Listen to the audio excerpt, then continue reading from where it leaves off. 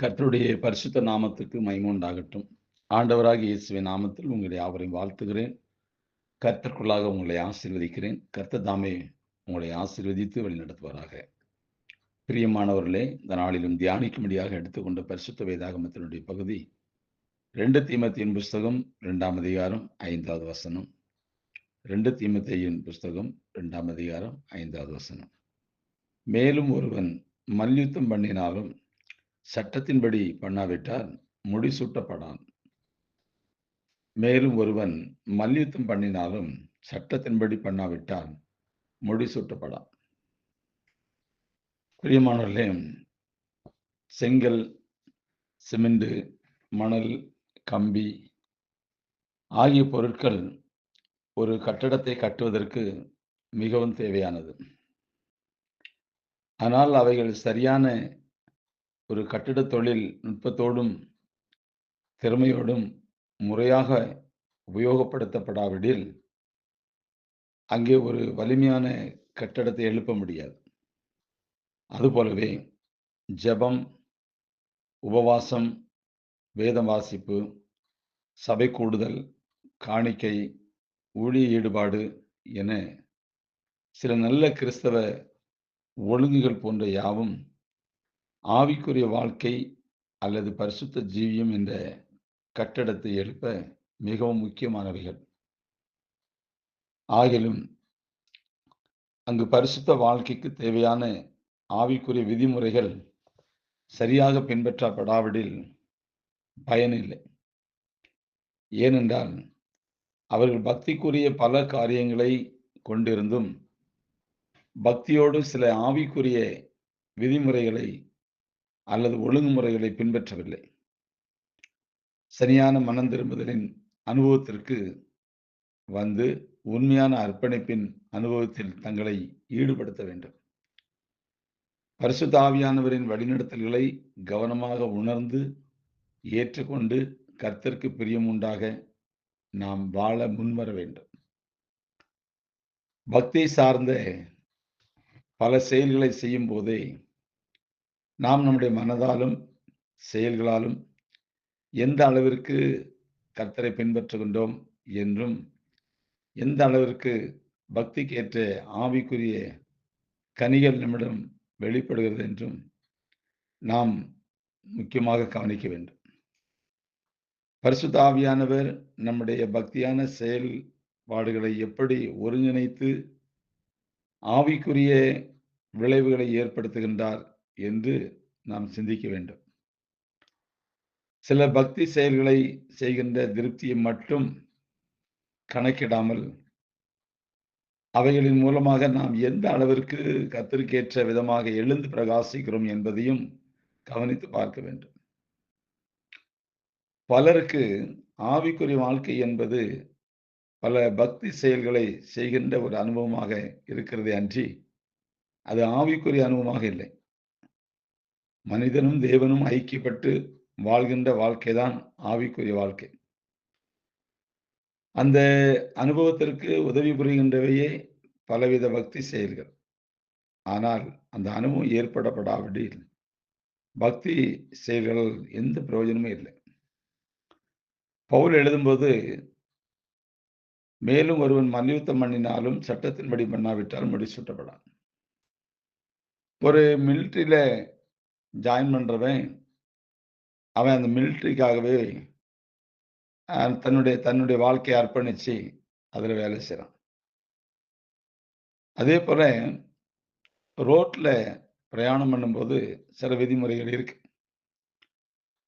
இதுல இத்தனை கிலோமீட்டர் தான் போகணும், இதுல இவ்வளவு வேகமா போகக்கூடாது, இதுல ஸ்பீடு பிரேக்கர், இதுல டேர்னிங் அப்படின்னு சில விதிகளை ரோடுகள்ல நம்ம பார்க்கிறோம். அதை மீறக்கூடாது. ஒரு ஆபீஸ்ல ஒர்க் பண்றோம் அல்லது ஒரு கம்பெனில ஒர்க் பண்றோம். அவர்கள் அதிகாரத்துக்கு கீழ்ப்பட்டு தான் நாம செயல்படணும். அதான் சரியானது.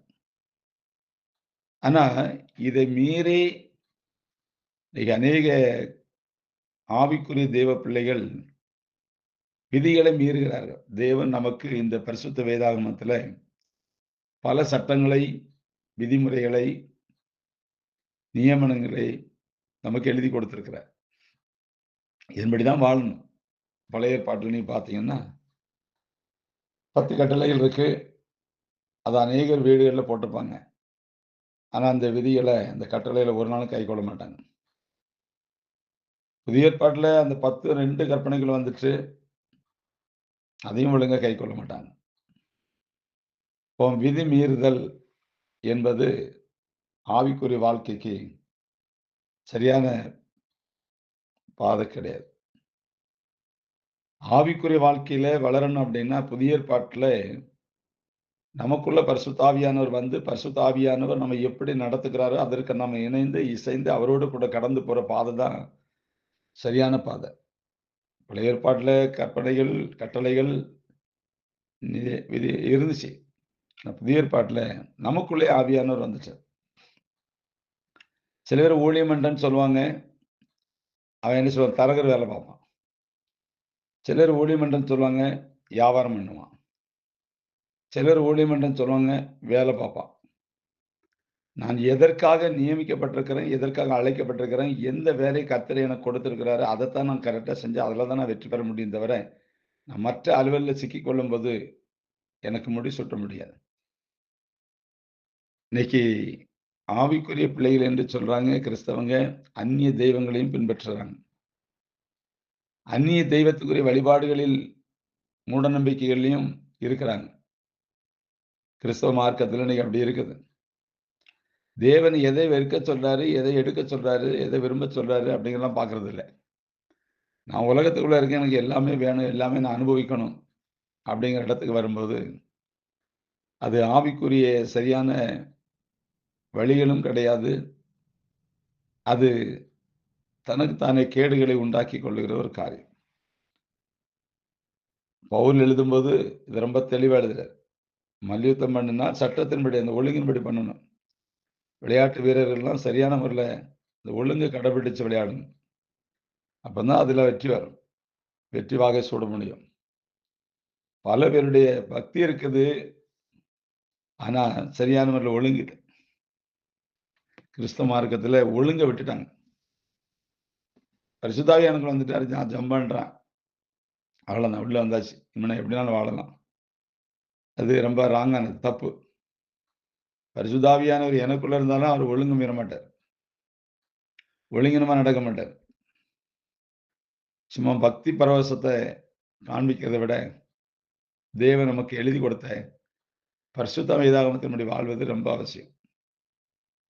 அதான் சரியான விதி, சரியான வழி, சரியான பாதை, சரியான அனுபவத்தோட கடந்து போக வேண்டிய ஒரு காரியம். பிரியமானவர்களே, வேதம் நம்ம கையில தான் இருக்குது. அத முறைப்படி நாம் வாசிக்கணும். ஜெபம் பண்ணணும். உபவாசம் தேவைப்படும் நேரங்கள்ல உபவாசத்த போடணும். அனுதினம் வேத வாசிப்பு இருக்கணும். சபை கூடுதல் கண்டிப்பா இருக்கணும். காணிக்கை கர்த்தருக்கு கொடுக்கிறது அவசியம். ஊழிய ஈடுபாடுகள் இருக்கணும். இதெல்லாம் நல்லது. சில பேர்ட்ட கேட்கும்போது, "வேதம் வாசிச்சீங்களா?" "இல்ல பாஸ்டர்." "சபைக்கு போனீங்களா?" "இல்ல பாஸ்டர்." "காணிக்கைலாம் கரெக்ட்டா இருப்பீங்களா?" "அது எப்பமாவது." "ஊழிய ஈடுபாடு உண்டா?" "கம்ப்ளீட்டா கிடையாது பாஸ்டர்." இவங்கள எப்படி ஆவிக்குரியன்னு சொல்ல முடியும்? எப்படி அவங்க பக்திக்குரியவங்க? இன்னைக்கு அநேகருடைய வாழ்க்கையில பணம் கை நிறைய சம்பாதிக்கிறதுனால விட்டுட்டாங்க. எதுக்கு நான் முக்கியத்துவம் கொடுக்கிறேன் அப்படிங்கிறது அவங்களுக்கே தெரியல. அவர்கள் முக்கியத்துவம் கொடுப்பது உலகப்பிரகாரமான பணிகளுக்கு தான். தேவனுக்கு இல்ல. வாரத்துல ஒரு முறையாவது தேவாலயத்துக்கு போவீங்களா? எப்பமாவது மாசத்துல ஒரு நாள் போவோம். இது இப்படிதான் இருக்குது. அது சரியான சட்ட ஒழுங்குகள் அல்ல. நமக்கு கர்த்தர் வாரத்துல ஒரு நாள் ஓய்வு நாளாக கொடுத்திருக்கிறார். சபைகள்ல உபவாசங்கள் இருக்குது. சபையில ஊழியங்கள் இருக்குது. சபையில தேள்விகள் இருக்குது. சபைக்கு ஒரு ஊழியக்காரன், ஒரு ஊழியக்காரி இருக்கிறாங்க. அவங்க உங்களுக்காக அனுதினமும் தேவ சமூகத்துல நிக்கிறவங்க, ஜெபிக்கிறவங்க. அவங்க ஒழுங்கா அவங்க கரெக்டா செய்தால் அவங்க முடிசூட்டப்படுவாங்க. அதே போல கர்த்தருடைய பிள்ளைகளும் என்ன செய்யணும்? ஒழுங்கு கிரகமாக, ஒழுங்க சட்டத்தின்படி ஒழுங்கு இருக்கு. அதை பின்பற்றி போக வேண்டியது அவசியம். பிரியமானவர்களே, சும்மா கிறிஸ்தவ போர்வையில் வாழாதபடி, நான் கிறிஸ்தவன் என்று மாத்திரம் அந்த பெயர் சொல்லாதபடி, நான் கிறிஸ்துவுக்குள்ள இருக்கிறேன்னா, கிறிஸ்து எனக்குள்ள இருக்கிறாரா? மற்றவருடைய பார்வையில நான் சரியான முறையில கடந்து போகிறேனா? தேவனுடைய பார்வையில நான் சரியா இருக்கிறேனா? இதை சரி பார்த்துக் கொள்வது மிகவும் அவசியம். காலம் கடைசி, நாட்கள் பொல்லாதது. காலத்தை பிரயோஜனப்படுத்திக் கொள்ளுங்கள். உங்களுடைய பக்தி அல்ல, ஒழுங்குகளை, விதிமுறைகளை, வேத விதிமுறைகளை பின்பற்றி கடந்து செல்வோம். ஆராதனை வேளையில் உணர்கின்ற தேவனை அனுதின வாழ்வில் காண்பதே ஆன்மீக அனுபவம். சில பேர் ஆராதனையில தான் தேவனை என்ன செய்வாங்க? உணர்வாங்க. ஆனா அனுதின வாழ்க்கையில அது இருக்காது. அந்த அனுபவம் இருக்காது. ஒவ்வொரு நொடி பொழுதும், ஒவ்வொரு நிமிஷமும் அந்த அனுபவம் நமக்கு அவசியம். அதனால கவனமாக செயல்படுவோம். கடைசி காலம். விதிமுறைகளை பின்பற்றுவோம். கர்த்தருக்குள்ள இருப்போம். கர்த்தர் உங்களை ஆசீர்வதிப்பார். God bless you.